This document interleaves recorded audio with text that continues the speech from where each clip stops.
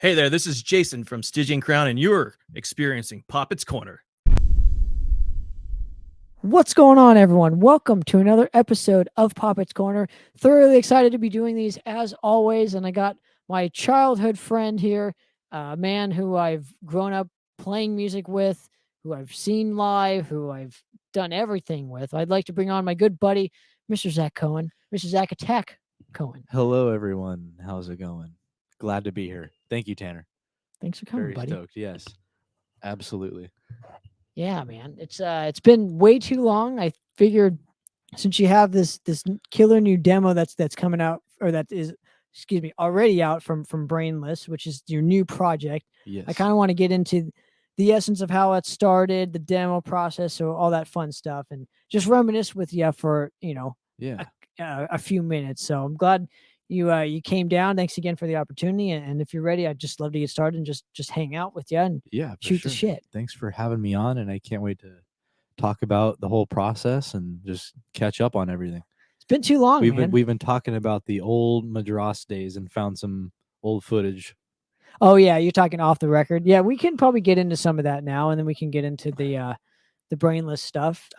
Yeah. Since it pertains to both of us now, we'll just get it out of the way first. So, what I was telling you off the air, and for those listening and watching, I found 5 or 6 live albums from Madras days at Hoagie's, where we used to play a venue out in Newport Beach. Yeah, Newport, California, called Hoagie Bar Michaels. It's no longer there. It turned into I can't remember the name of it. I think it's called Campus Jacks. There it is, that one. So it turned into that, and they do like a jazz night. They do like a rock night, and it's really cool. I've been to a couple of jazz nights there so far, and I really dig it. Wow. Yeah, I haven't heard of it since. Yeah, well, it's a club now, but they rearranged everything, so it was just killer to find like these old, almost lost in time souvenirs, mementos, documentations, as I'll call them. And it's how important for you is it? And we'll get into, so the basis for that whole thing is I wanted to preserve a couple of them and just let people know, like, hey, like, this is how the band started, warts and all. Here you go. Something to document, preserve that time period for my specific career. So, like everything I do, I mainly do it for me, and if other people like it, that's the bonus, right? Absolutely. I need to fulfill myself, and going through, I'm climbing the ropes, as I call it, back to where I need to be, which is playing on a stage. And in the meantime, I'm doing the whole rebuilding process. I needed to have projects. Yeah. So when I found these projects, I'm like, you know what? I need to do something with this. Like, what's the best scenario? I'm like, well, I already have the artist. I already have Tony Cole, who's the fucking best of the best, in my opinion. Why not do a couple projects with him in the meantime? And did that demo thing that I was showing you off the air. That is relatively close to coming out, From Crips to Chaos, Live and Raw is what it will be called. And I'm sure it's already it's going to be really beneficial for me. It has been beneficial for me, excuse me, to go back to that time period, because it had been years since I had even thought of those times. And Yeah. I don't know how it's been for you, but I'm assuming. Well, I mean, seeing a preview of it was such like a throwback. It's very nostalgic. Like the fact that you and I were in the beginning of the whole process, it was just like watching it is just crazy, man.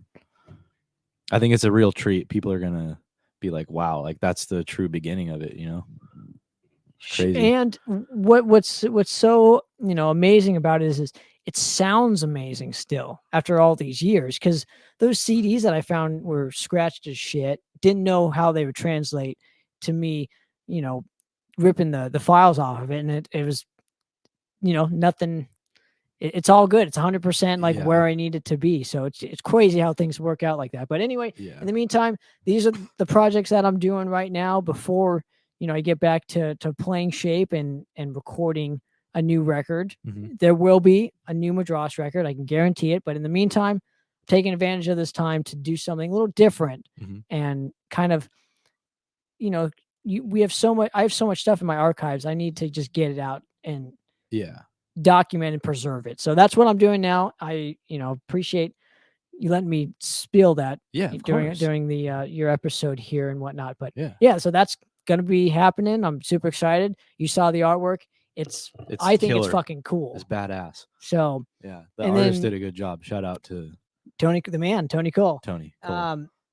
And he's doing a couple more projects. Like I said, I'm probably gonna do a volume series, maybe 2 volumes. Mhm. So it's like, some of the live albums that were quote unquote lost, Yeah. that were rediscovered. But I'll put them out, and I'll have Tony do an album cover for one, an album cover for the other. And then what I want to do is put Hoagie Barmichael's the stage Yeah. in the cover. So Okay. to document, remember the triangles on the stage with the plane on it? Yeah, And, yeah. Oh my god.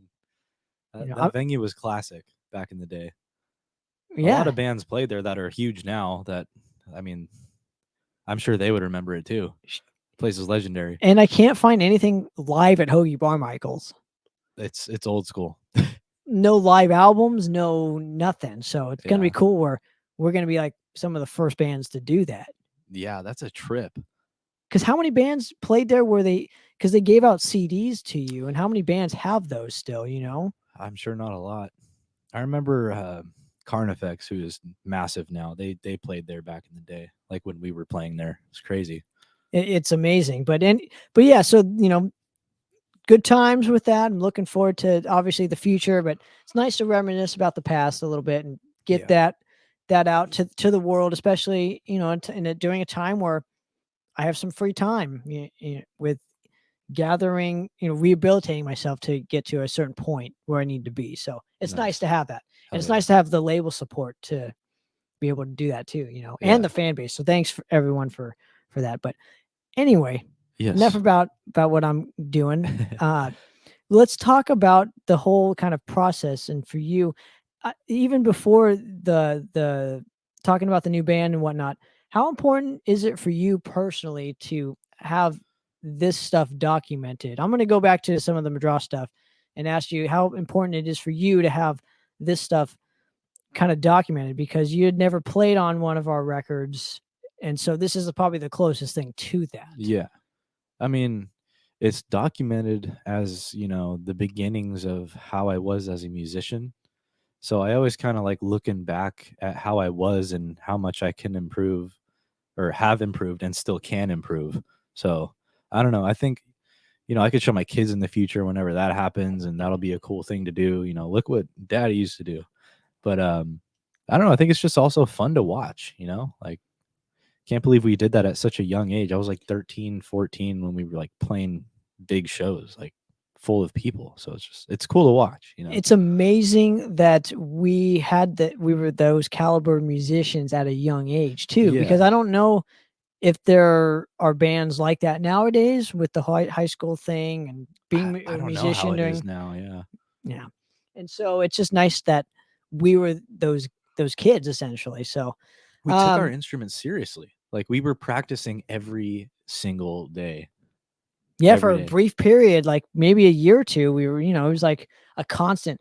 Because you would stay at my pad, and then the drum set was there. We would jam until like 8:00 at night, from like 5 until 8, and we would just work on material. And I think that's why we had there's so much undiscovered material in the Madras vault because of that. Like we had that time to really just write and try new things. And some things, I'm not gonna lie, we held our influences highly on our sleeves there, but who cares? Yeah, I mean, we were young, Does that mean that it shouldn't ever exist and get out there? No, it should absolutely exist. Yeah, exactly. Why not? It only makes people appreciate the band more. I would feel that. I don't think you can judge a band off like old demos, and it's not a fair representation of where they are today. But back in it's just for historical context, that's why it's important to have it. And as a music fan myself, like I like to learn about the history of bands and like see where they came from and how they got started. It's all interesting. So it's good that you're doing that for Madras too. So it's about time, in my opinion.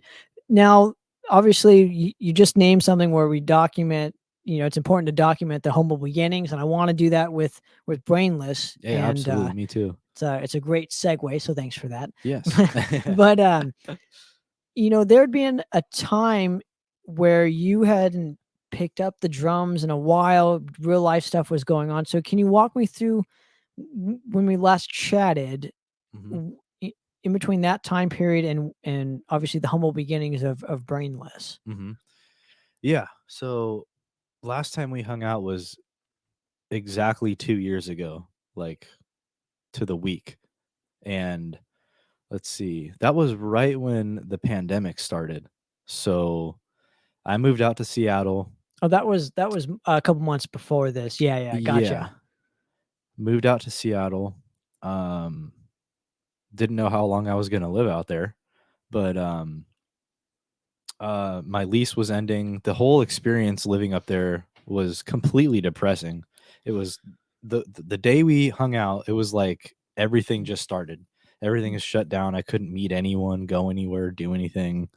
So the whole year up there was depressing.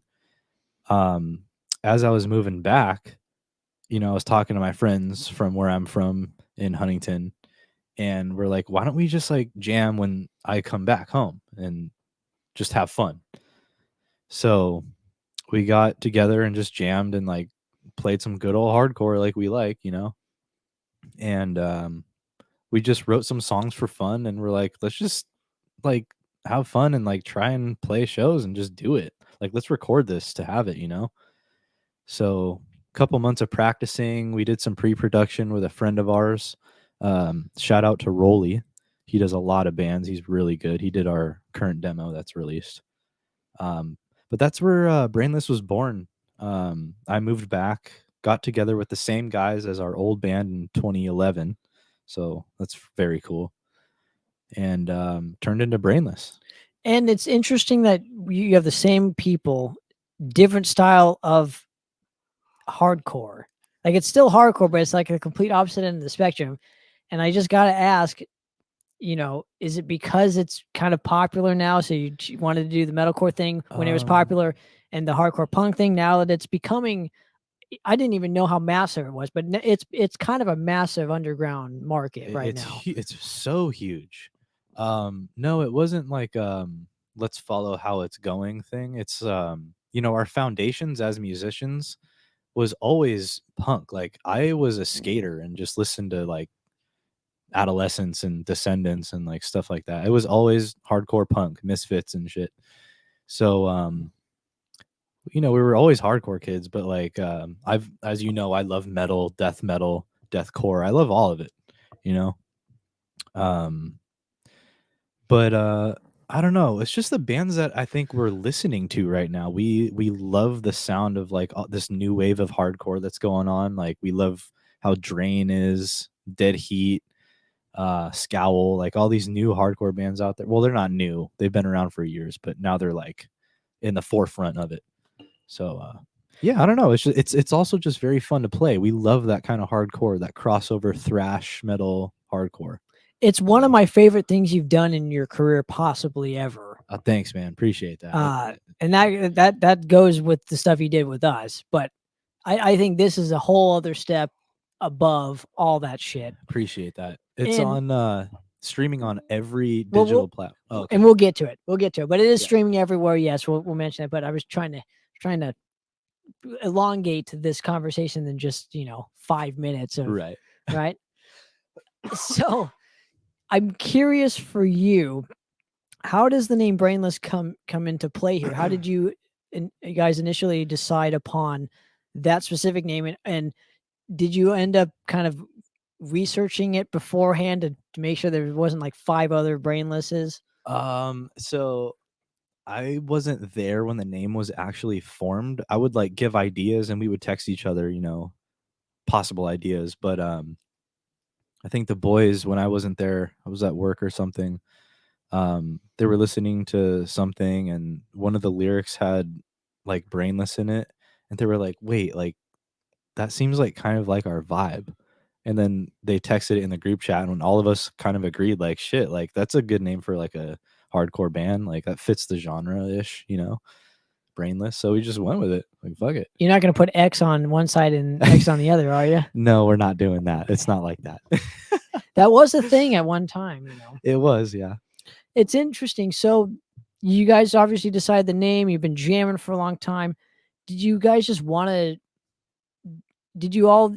I guess were you all into hardcore punk at this time when you were initially jamming? Did you want to start a hardcore punk band, or did it just kind of happen naturally to where it's like, you know what, we're all really into this style of music. Let's just see what happens. Or was it a general consensus to be like, you know, let's start a hardcore punk kind of band? Well, so these are the same 4 members as the old band, which was like a deathcore / beatdown hardcore band. And, you know, us coming together again to jam, we were like, you know, that stuff was kind of like a little in the past. Like, of course, there's like awesome deathcore bands that exist now, but we just wanted to do something different. And straight up hardcore crossover is very fun to play and simple, and there's just so much more energy. So we're just like, fuck it, let's write just like straight up hardcore, you know? How did your singer per se change up his kind of style at being a front man? Because it's Yeah. completely different to how you bring in an audience into your specific band. How do you kind of hold that audience as a front man, you know, get them engaged into the music? So did he have to kind of learn a whole new kind of techniques with being a front man due to the drastic kind of stylistic change in hardcore music? Not necessarily. Like, we just played our first show last week, and like his stage presence it's totally gotten like crazy and like good, totally improved. Like, I think it's just natural, like the energy that comes out when we play. Like, I don't know, like especially his vocal style, it used to be very low and like growls, like, you know, deep, and now it's just like kind of mid-range yelling, like just straight up hardcore, and it kind of mixes with thrash metal too. It's like kind of the same style. It came to him pretty quick, honestly.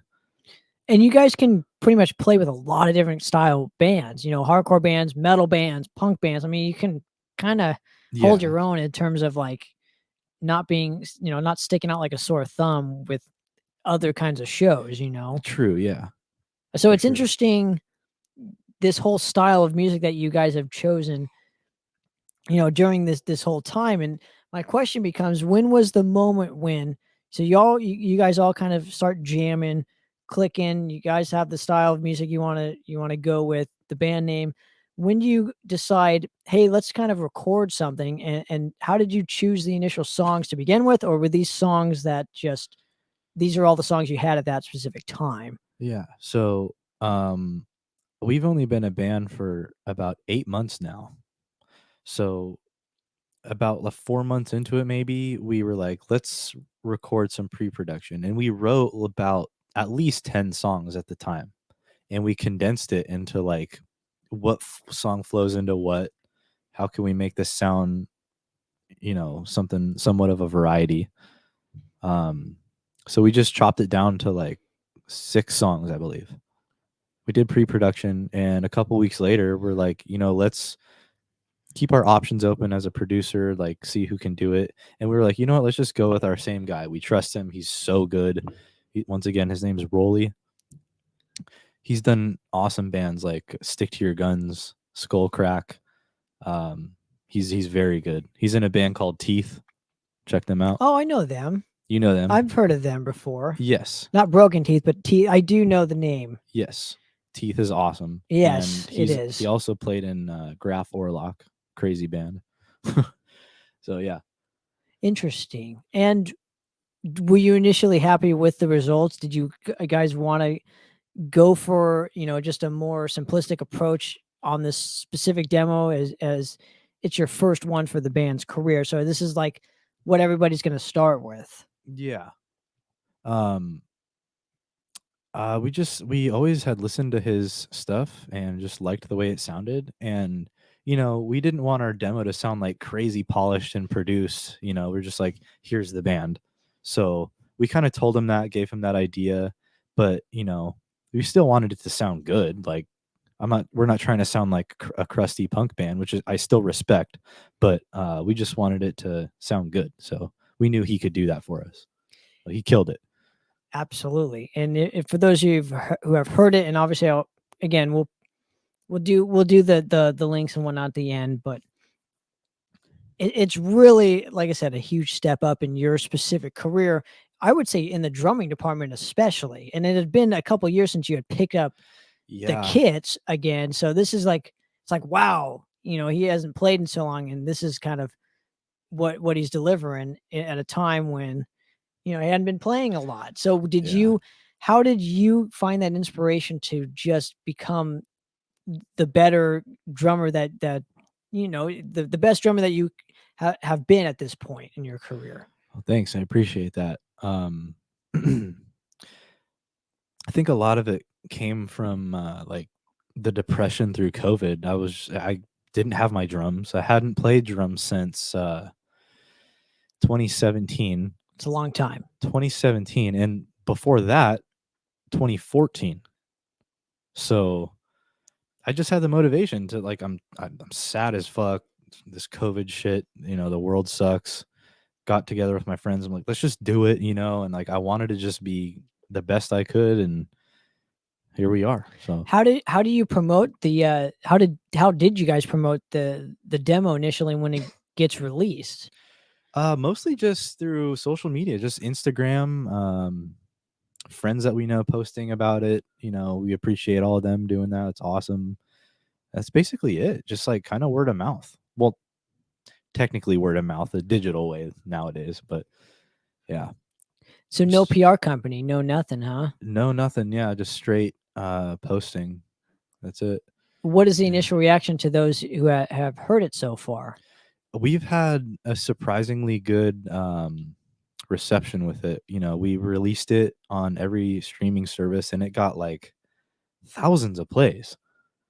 And we were just like, what is going on here? Like, there's something happening. So, but we're just very thankful and stoked that it did that. So, yeah. It's interesting. Are you generally happy with your playing on it, or is there some things where like, fuck, I wish I could do that again? Or I'm generally happy with it, but the more I listen to it, it's like, oh, I could have done this here, or that there. But that's just musician syndrome. Right. What the fuck was I thinking here? Yeah. Yeah. So, is this a band that's going to have longevity to it, or is it gonna? Because you've always had, I almost call them hiccups in your career. Yeah. You'll start something, release a demo or two, and then like just a whole mess of nothing, and then new band starts, same process. So I think that does happen just because things happen in other people's lives, and some people aren't on the same page at the same time. But I think this go around, we're all on the same page. We just want to do it, So the four guys, we all want to do it. We've already played our first show. We are in it for the long run. We're doing it for fun as the foundation, but we do hope that something happens with it. If not, then cool. But we're having fun. That's the most important thing. Yeah. But I was kind of curious if you wanted to like almost have a legacy for yourself with this thing, and have album after album after album.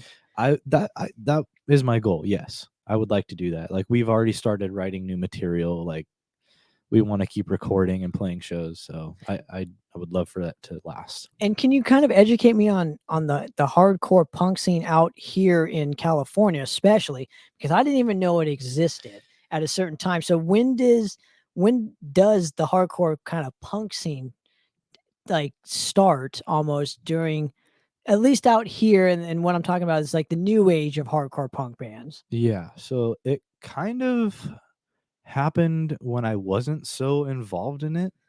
So it's still kind of new to me, but I don't know, like a lot of people in the South Bay, there's like a huge scene there.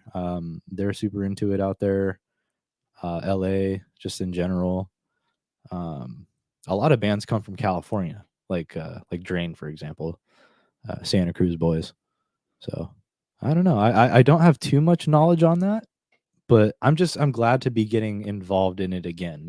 I'm starting to meet new people and be involved. So it's cool. Is there a difference of the, I guess, support for when you first started this project as opposed to say some of your other projects? Like, do you not have to do pay to play when you first started this, or? That's a good question. So, back in the day, in our day, it was like pay to play or do the sell your own ticket thing, which I mean, in a way it's good because you could prove that you're a hardworking band. But nowadays it's not so much pay to play. It's kind of just about who you know in the scene. It's bands hitting up other bands, promoters that are friends with other bands. It's just a communication thing mostly. And how is and to answer your question, so obviously the answer is no. You definitely have had more support for Brainless starting out than you would, say one of your Yes. bands in the past. Okay. Yeah, well, our band in the past, Consequence, which by the way is the same members of Consequence in Brainless. We had a very decent following back then with that band. But I think all the stuff in between was how you were describing, just like here, kind of spotty. But I think this will be a whole new path. And why not use Consequence again in terms of the name? Why go with a new name for the band, even though you have all the same members? Is it because of the stylistically wise you wanted to separate the two factions? That's basically what it came down to. It's just a new vibe, a new genre. So Consequence is awesome for what it was. And it's crazy. People still come up to us and they're like, hey, Consequence, right? And we're like, yeah, I can't believe you remember that. Like, that was crazy. But are we just talking locally speaking? Because that would make, I mean, that's cool. Not taking anything away from it. But when you tour outside of this whole area, it'd be interesting if people recognize that. Yeah, I don't know. We'll see. I don't know. But just like whenever we go to shows or like sometimes like if we go somewhere in public, like it happens, but which is just so crazy to me. But I think even that will help give like Brainless a boost because it already kind of has like a previous buzz. You know what I mean? Like I think it'll catch a wave for sure.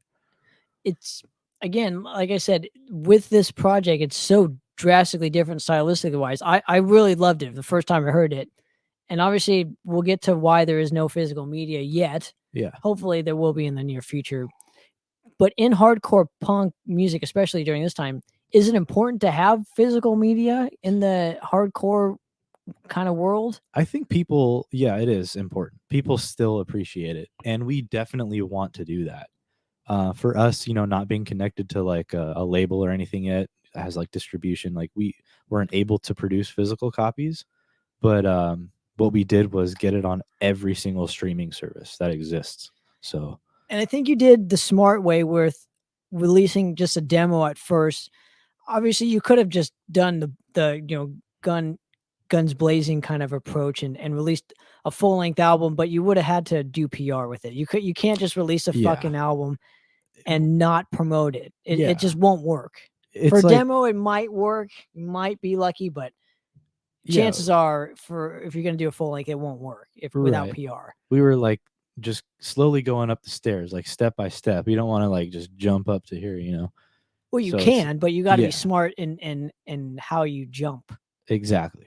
So we're just, at the having fun stage and like just putting something out there. Like, here's who we are. Like, this is it. So I think this demo that's out now is a good representation of just our general style. Is there any other kind of genreization? Do you want to add other kinds of flavors into Brainless that say other hardcore punk bands don't? Is there even room for that in the style of music? I think there's always room for some new tastes inside of it, but I don't know. We just write whatever we're vibing. Like sometimes it might be like we're in the rehearsal studio and it's going to be a little heavier. Sometimes it's a more catchy tune. I don't know. We'll see what happens with it. I like it. Is there any clean guitars in the near future or interesting things like that?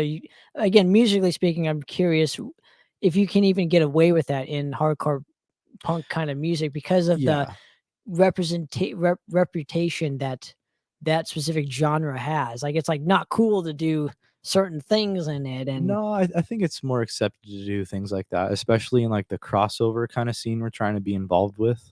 Like with the thrash metal and hardcore, like it's definitely a good mix. I don't know, like we got like, whammy bars in our demo and like some breakdowns, but they're not like heavy deathcore breakdowns. They're like hardcore breakdowns, like Hatebreed breakdowns, Terror, like stuff like that. So this scene almost reminds me of what like the pop punk scene was like during the 2000s or late 90s 2000s, yeah, and even those bands had solos in them.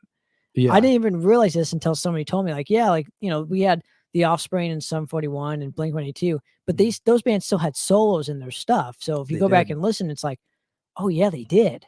Yeah, it's crazy, huh? And they were still successful. And I'm curious what this new hardcore music is going to do in terms of radio wise, in terms of like, will that be the next thing? You know what I mean? Like pop punk was in the 2000s. Like, I'm curious if I don't know. that's what I've always been like. Will Drain be like the new Blink 182 in terms of like beginning on the radio, I mean, publicity wise, and being the it's next big thing for that specific genre? I Who think knows? it's possible. A good example is the band Turnstile. They're a hardcore band that's been around since fucking '09 or whenever it was. They're on like Jimmy Kimmel and like just doing these huge things. Like, so it's possible for sure. Again, it's when I first kind of saw Drain get signed to Epitaph, I believe it is, where I think, yeah.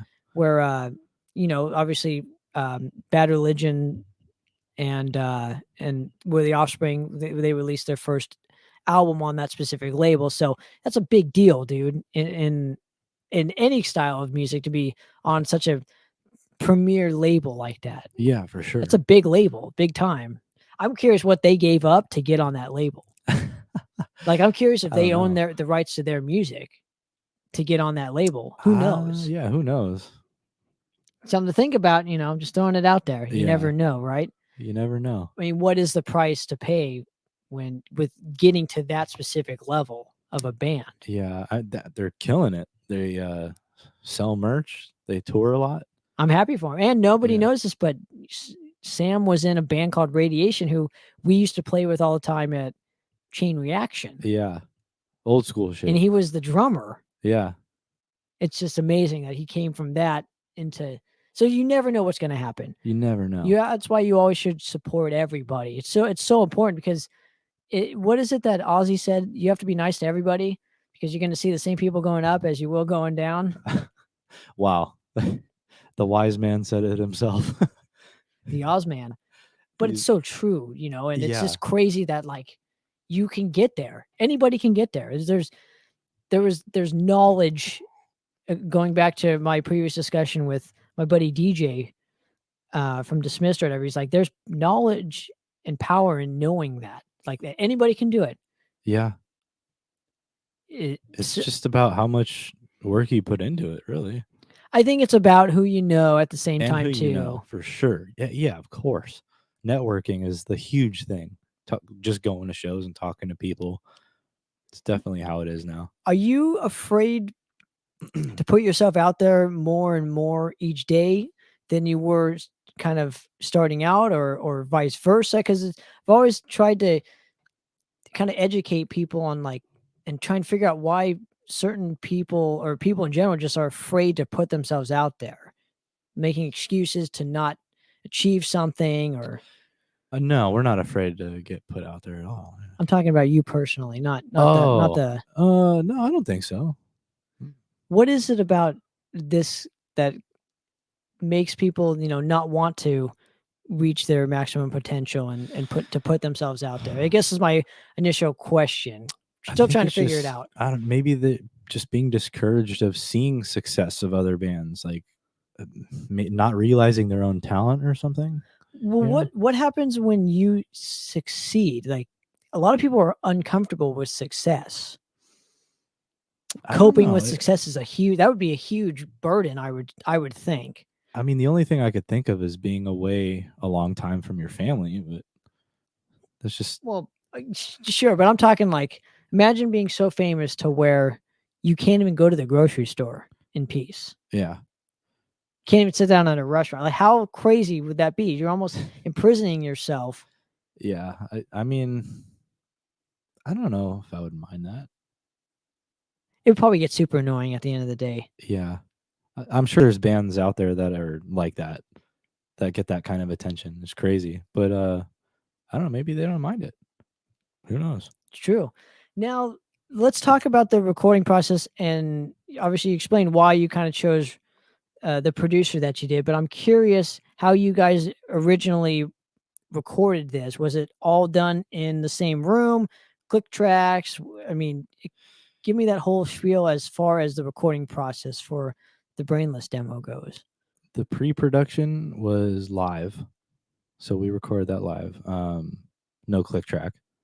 The actual demo was mapped out click tracks. So we would find a comfortable vibe as we jammed it, and we would, have one of those trackers, a BPM tracker, kind of figure out what tempo it is. So it kind of had a natural flow even with click tracks, because it varies, goes up and down. But yeah, it was click track. I was in my own room, guitar in another, vocals in another. It was all separate, but it wasn't live, is what I'm getting at. The demo itself was one at a time. Are you going to do a music video for this particular demo? Saving it for the album? Probably a future album. Yeah. If anything, if we do anything for it, it might just be like visuals with lyrics, Oh, a lyric video. Okay. Yeah. But as far as a music video, in the future, we wouldn't mind doing that. Yeah. Why not? Yeah. It's fun. And it gets your content out there. So. And it could be somebody's first introduction to your band too. So you got to make it a good one. It's that, and it could be someone's introduction to hardcore or heavy music in general, Yeah, So, it's crazy. You just never know who's listening. yeah, that's why I like playing music, because you could play a part in someone's life and not even know it. It's just, music is so inspiring that way.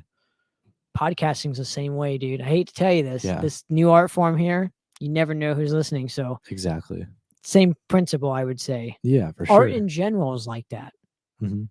You can't you're not gonna you can't sit there and tell me that like Bob Ross didn't inspire you to pick up a paintbrush at one point in life. I love Bob Ross. Because a lot of people discovered painting because of Bob and how much fun it is, and that's all. That's the most kind of invigorating thing about that I think we as artists could kind of give off is like this is supposed to be fun. Yeah. Like if you do this, it's going to be fun. Yeah. It's supposed to be fun. Obviously, sure. nobody knows the 23 hours of shit you had to get through to get on that stage. Yeah, when you tour, but you almost have to fake that. Yeah, it's basically like acting. Well, not acting, but like you got to put on the show when it's time, and like all the work behind it. It's like not a lot of people even understand care or understand exactly. It's so much hard work into your own craft. Like it's just crazy, man. Bus breaks down, or you're in a fight with one of your bandmates on that stage. You just got to put it aside. Yeah, fucking play the show and kick ass. Yeah, because that's what it's about. The show must go on. Well, with this whole project in mind, I'm curious, and we've discussed how it was recorded. What is the next step for you? Is a full length in the near future? I might have asked this already, but I'm going to ask it again. What are you guys kind of working on? And I know you said you had new music. How much new music? We have a couple song ideas. We just wrote a full song in like an hour the other day. But we have a couple songs in the works. I think we might go the route of like maybe doing a single. We'll see how that goes. But we will write a full length probably in the next year and a half. I've always wanted to ask this, and I'm going to. Hit me with it. So, Zach, tell me what you love about music. Okay. What I love about music is how it makes me feel, and also how it makes everybody else feel. It's interesting to hear how like let's say for example I hear a song and it makes me feel certain emotions. I would like to know what my friends feel when they listen to it alone. You know, it could inspire people in so many different ways, thousands of ways. It could be interpreted in just various ways, you know. Um, when I go to see bands live, especially when I was younger, the feeling I would get from like seeing how much fun they had and just like knowing that they're like just doing what they love and nothing else matters in that moment, that was just what I loved about music. It's like, wow, I want that. Like I want to feel that, you know? It's not about the fame at all or like money, like it's just the present moment, like seeing people on stage like just killing it. They don't give a fuck about anything else. Like you and I have gone to so many shows together. Like we've seen like Slayer and we got to see Lamb of God, Black Label Society, Hell Yeah.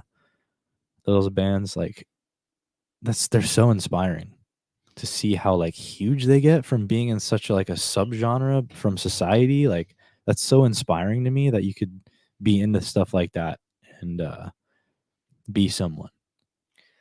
And does it? It's almost. Does it give you kind of an innocence to life? And where I'm going with this is, you know, there's so much stuff that happens in life, that bad shit, good shit, whatever it is.